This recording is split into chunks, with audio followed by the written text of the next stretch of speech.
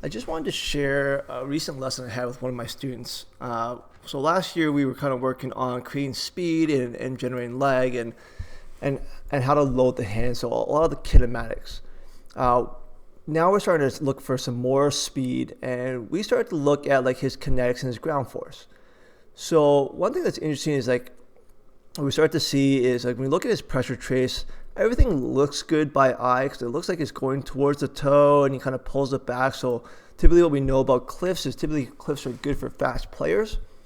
However, when we start to look at like what part of his foot he was actually pushing with, most of his force gets generated with a very flat foot. So we started to talk about concepts of like what does he feel with his feet when he starts to push down to the ground? Is he pushing like down with his forefoot, kind of in that direction? Or is he pushing with his heel?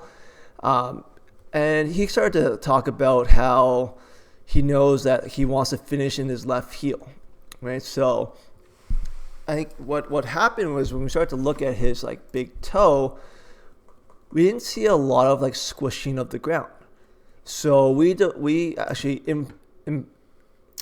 started to bring in this concept of like what we call like stepping on the gas, right? So we wanted him to feel some ankle flexion where he felt like he was pushing up and down.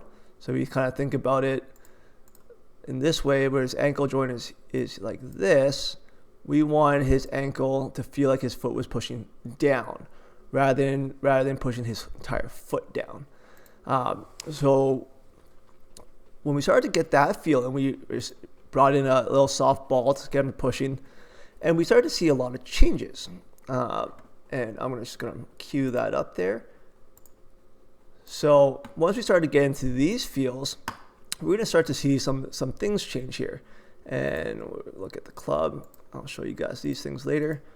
But just by looking at his vertical force, vertical force, right? We got an increase from 148% vertical to 175.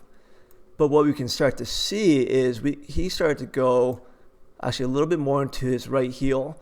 But then when he started to actually fire, you get to see like his forefoot lit up, right? So he started to really start to push down to the ground. And what's interesting is you can start to see so these arrows here. So what was cool, like the latest Swing Cat update incorporated these new force vectors, and they just show like the way that the ground reaction force works. So which way you should expect to see the body move, and you can kind of see like the same point in the downswing, how much more force is starting to get generated, and how it's starting to push him away from the golf ball. Versus here, it's more upright. So he learned how to push not only just down, but also forward with his left foot by learning how to step on the gas. And what we started to see was at impact, what's really cool is how that vertical force actually started to get him to tilt his spine a little away from the ball. So that actually shallowed his delivery as well. But you can see how his forefoot is lit up at impact versus his entire foot. So what that started to do is actually create a little bit more rotation for him and start to push him away. So his angle of attack actually shallowed quite a bit, which is kind of cool for someone that's typically a little bit steep. We've been working on getting him more shallow, but funny enough, like just by doing that, his angle of attack decreased by almost 2 degrees. And on top of that, his club head speed went up 12 miles.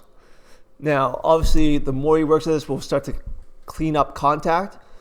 But it's interesting to see just by having that feel of stepping on the gas, how his force vectors changed just by changing the force and how he applies force in terms of like what he thought he was doing, and by changing his idea of how to create vertical. I hope this helped you guys create some more speed.